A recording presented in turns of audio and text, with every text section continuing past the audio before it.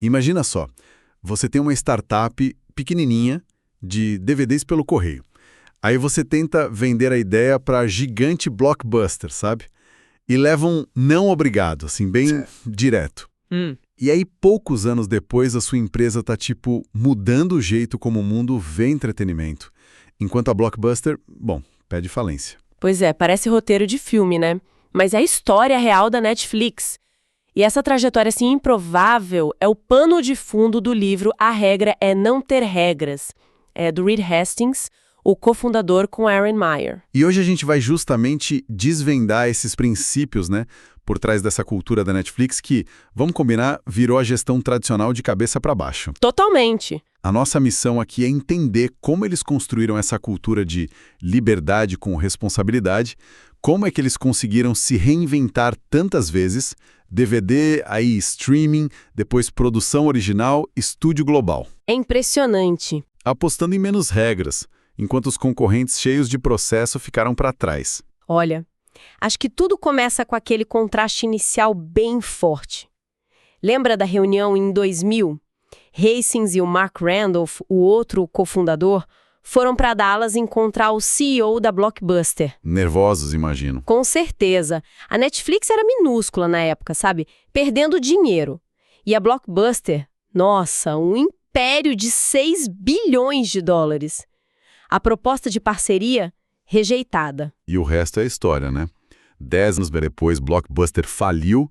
Em 2019, a Netflix já tinha, sei lá, mais de 180 milhões de assinantes, ganhando o Oscar. Exato. Ganhando o Oscar por Roma, produzindo séries que viraram um fenômeno global, tipo Stranger Things, La Casa de Papel. Uma virada espetacular. E o Hastings diz que o segredo não foi só a tecnologia, mas a cultura mesmo. Ele aprendeu muito com a primeira empresa dele, né? A Pure Software. Ah, sim, essa experiência foi chave. Ele conta que a Pure Software começou super bem, sabe? Um ambiente livre, divertido, inovador. Mas aí, conforme foi crescendo... Começaram os problemas. Normal, né? Apareceram os erros, um vendedor gastou demais numa viagem, um cachorro de um funcionário estragou o carpete, e a reação, a padrão, criar regras. Política de viagem, proibido o cachorro no escritório. Ah, o clássico. E aí imagina o que aconteceu. Pois é, começaram a promover quem seguia as regras à risca, né? E o pessoal mais criativo, que questionava, esse pessoal se sentiu sufocado, foi saindo, a empresa ficou engessada, perdeu a capacidade de inovar e, no fim, foi vendida. Que lição, hein? Uma lição e tanto. Para a Netflix ficou claro, processo demais mata a flexibilidade. E sem flexibilidade, você não sobrevive num mercado que muda o tempo todo. Certo. E essa lição deu origem ao primeiro pilar da cultura Netflix, que é construir e manter uma altíssima densidade de talento. Um momento decisivo para isso foi a crise da bolha da internet, lá em 2001. Foi quando eles tiveram que demitir muita gente, né? Exatamente. 1/3 da equipe. Foi super traumático, claro, mas eles escolheram manter só quem tinha o desempenho mais alto. E o efeito colateral foi inesperado. O ambiente melhorou, mesmo com menos gente? Melhorou muito, assim, drasticamente. Com 30% a menos de pessoal, mas só os melhores, dos melhores, a empresa ficou mais apaixonada, sabe? Mais enérgica, cheia de ideias e, pasme, mais produtiva. Uau! Foi aí que a Pat McCord, que era chefe de RH na época, sacou. A chave era essa densidade de talento altíssima. Gente muito boa junta, aprende mais rápido, realiza mais, se motiva mais. É contagiante. Faz todo sentido. O livro até fala que o melhor benefício que uma empresa pode oferecer não é escritório chique ou sushi grátis. Não mesmo. Mas sim a chance de trabalhar todo dia com gente incrível, né? E que o contrário também é verdade. Um funcionário mediano pode puxar todo mundo para baixo. Exatamente. É o que eles chamam de custo da mediocridade. 1 ou 2 funcionários que não estão no mesmo nível acabam minando a energia dos gestores, diminuem o QI do grupo, forçam gambiarra, sabe? E o pior, podem fazer os excelentes irem embora, porque sinaliza que mediocridade é aceitável ali. Pesado, mas real? Super real. O desempenho, seja bom ou ruim, se espalha. Tem até estudos sobre isso. Por isso, o compromisso da Netflix virou: Contratar só colegas incríveis, gente criativa, apaixonada, que colabora de verdade.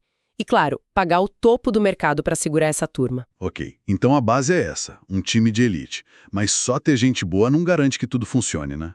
Como fazer essa turma colaborar de verdade, crescer junta? Aí que entra o segundo pilar, a sinceridade radical. A ideia é incentivar todo mundo a dizer o que realmente pensa, mas, e isso é crucial, sempre com a intenção de ajudar, de construir. O objetivo é um ajudar o outro a melhorar, mesmo que a verdade às vezes doa um pouquinho. Essa parte me parece delicada. O próprio Racings admite no livro que ele tinha dificuldade com o confronto, né? Sim, ele conta isso desde a infância, na Peer Software, até no casamento antes de fazer terapia. Então, como eles fazem isso funcionar na prática? Sem virar, sei lá, um festival de grosseria ou um ambiente tóxico onde todo mundo tem medo de falar. É um equilíbrio tênue, com certeza. Eles não só incentivam, mas ensinam a dar e receber feedback. Tem um modelo que eles usam, os 4 As.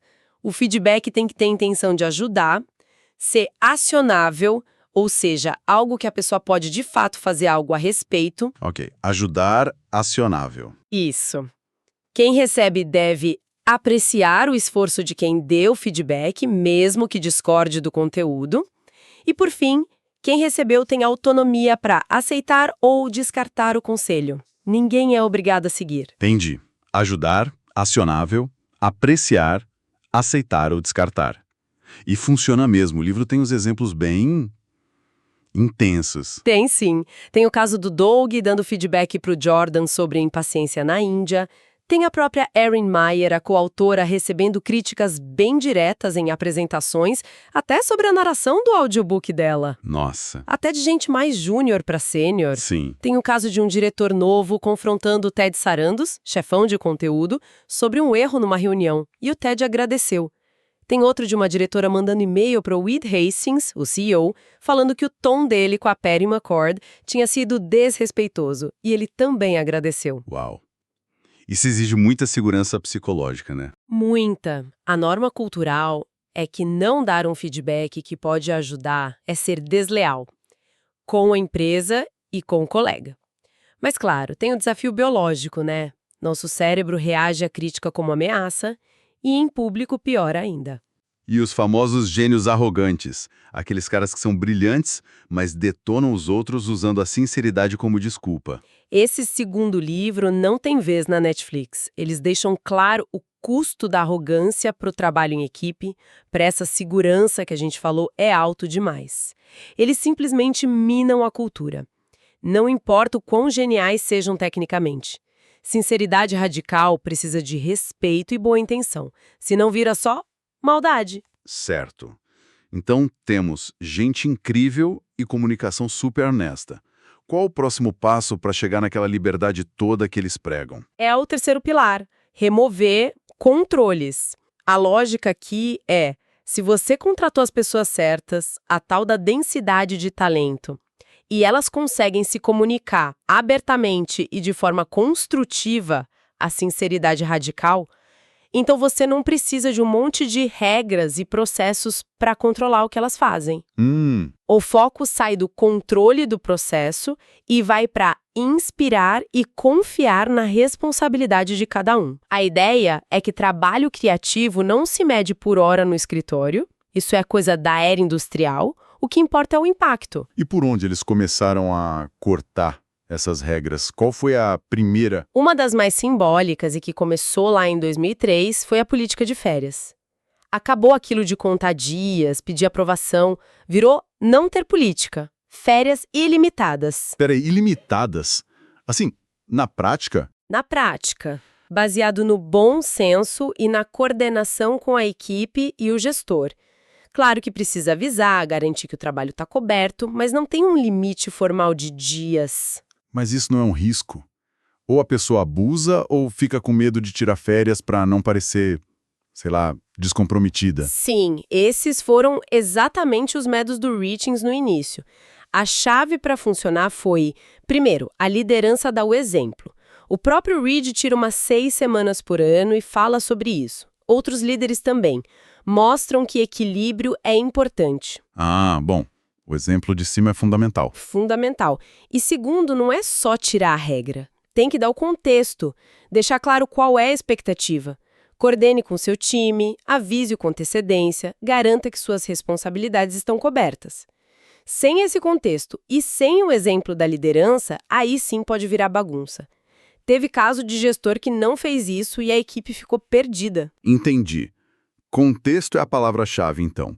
E outro controle famoso que eles eliminaram foi o de aprovação de despesas e viagens, né? Fica imaginando a cara do financeiro. Com certeza deu um frio na espinha, mas o Hastings já tinha aprendido na Pure Software como aquelas regrinhas de R$ 15 de táxi não reembolsado desmotivavam gente boa. Na Netflix, mesmo depois de abrir capital, quando a pressão por controle aumenta, eles resistiram. Tentaram alguma diretriz no começo? Tentaram. A primeira foi: gaste o dinheiro da empresa como se fosse o seu.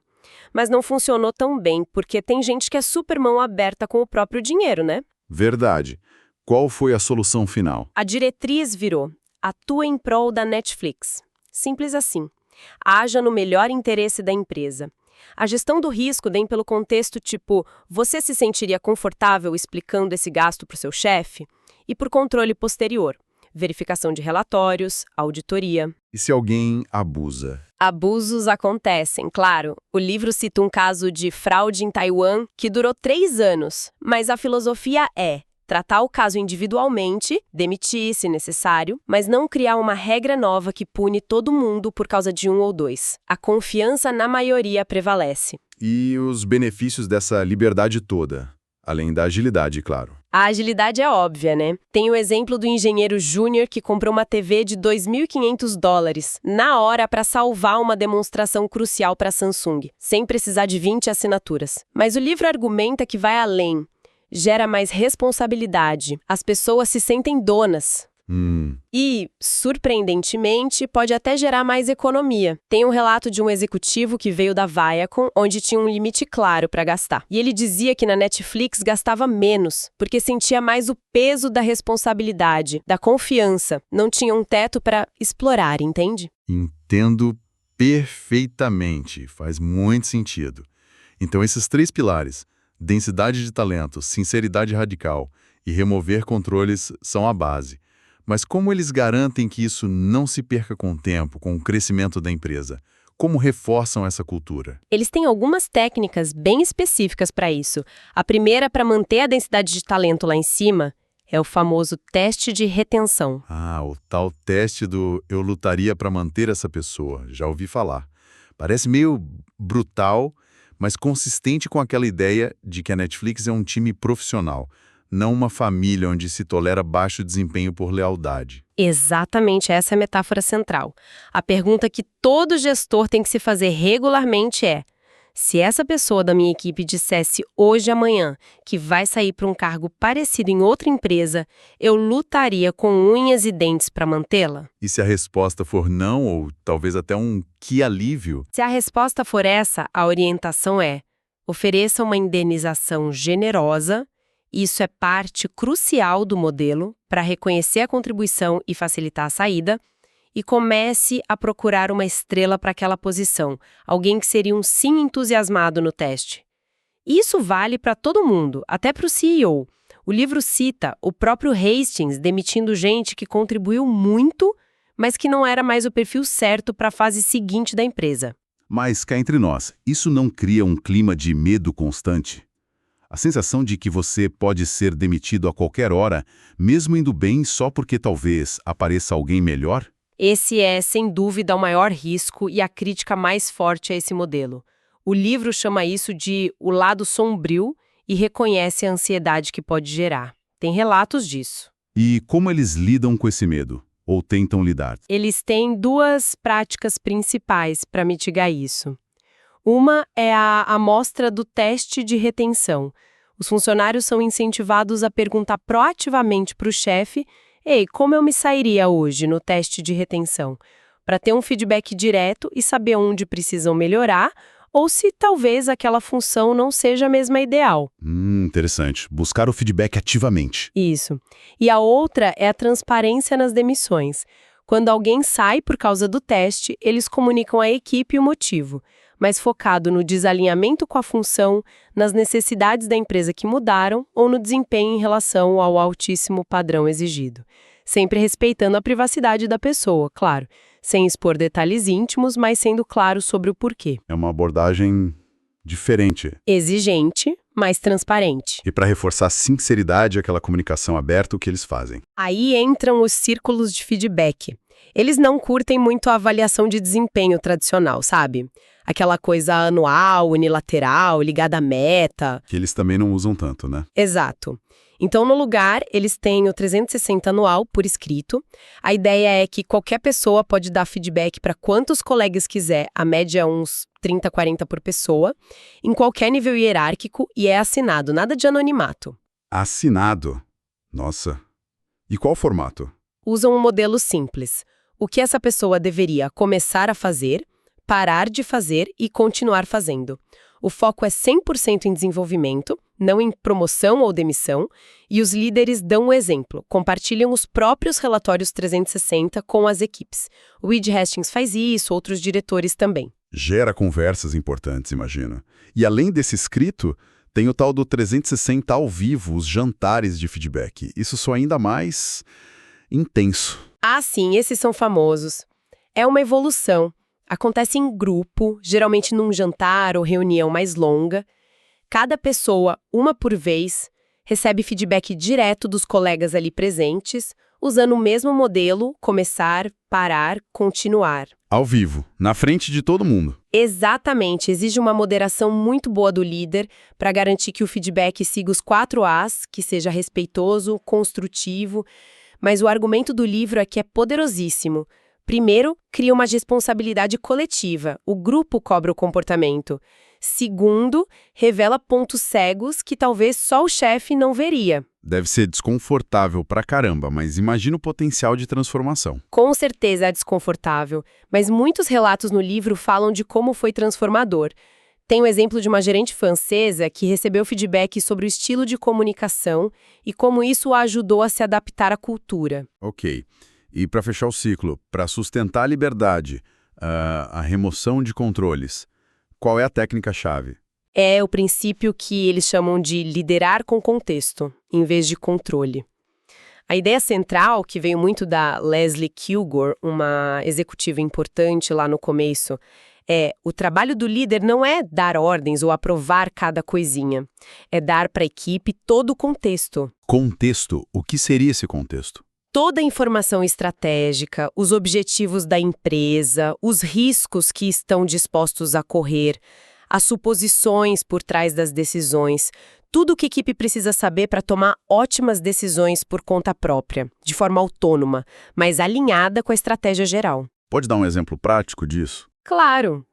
O livro conta o caso do Ted Sarandos, de novo, instruindo um diretor sobre a oferta por um documentário O Ícaros. Ele não disse pague X. Ele deu o contexto. Esse filme tem potencial para ser o filme, ganhar prêmios, ser um marco pra gente. Se sim, pague o que precisar. Se não, não vale a pena. A decisão final, com base nesse contexto, foi do diretor. Entendi. A responsabilidade da decisão fica na ponta com quem tem a informação. Exato. Eles usam a metáfora de uma árvore de alinhamento, não uma pirâmide de decisão. Na pirâmide, a decisão sobe e desce para aprovação. Na árvore, a decisão é tomada lá na ponta, na folha ou no galho, pelo líder que está mais perto da informação. O papel da liderança maior, raízes, tronco, é garantir que o contexto estratégico, a seiva, digamos, flua para todo mundo e que tudo esteja alinhado com a estrela guia da empresa. E se alguém, mesmo com contexto, toma uma decisão ruim, de quem é a culpa? Olha que interessante. A primeira pergunta que o líder deve se fazer não é por que você errou, mas sim qual contexto eu falei em fornecer. A responsabilidade primária pela decisão ruim recai sobre a clareza do contexto que a liderança deu. Ou não deu, né? Isso muda tudo na relação líder-liderado. Muda completamente. Empodera muito quem está na ponta. Pessoas como a Maria Ferreiras, que liderou no Brasil, contam como era sentir o peso e o poder de poder assinar contratos milionários sem precisar de 15 aprovações, porque sabiam que tinham a confiança e o contexto para agir. É realmente uma mudança de paradigma na gestão. Agora, uma pergunta que não quer calar. Como tudo isso funcionou quando a Netflix virou global? Uma cultura tão americana, tão específica, pode dar certo em qualquer lugar do mundo? No Japão? No Brasil? Na Holanda? Ótima pergunta.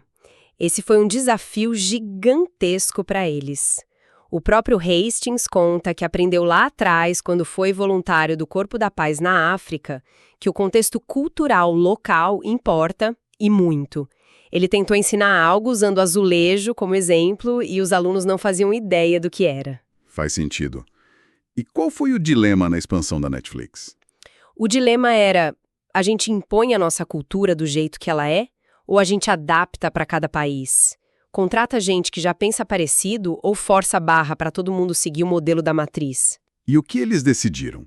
A decisão foi manter os pilares centrais, densidade de talento, sinceridade radical, liberdade com responsabilidade, isso é inegociável. Mas adaptar as táticas de comunicação às normas culturais de cada lugar.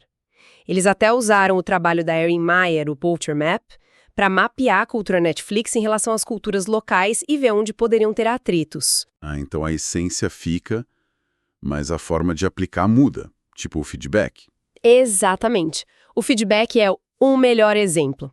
A sinceridade radical da Netflix, que já é direta para os padrões americanos, pode ser normal ou até suave na Holanda, mas extremamente chocante no Japão ou na Coreia. E o que é direto para um americano pode parecer super indireto para um holandês ou alemão. Que complicação. Como eles lidaram com isso? Com muito treino e conversa aberta sobre as diferenças.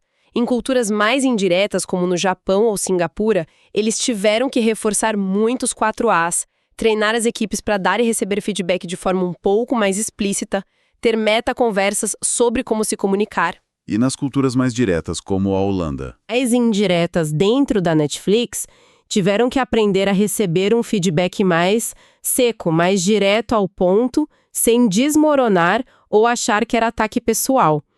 O livro conta casos engraçados de má interpretação por causa disso.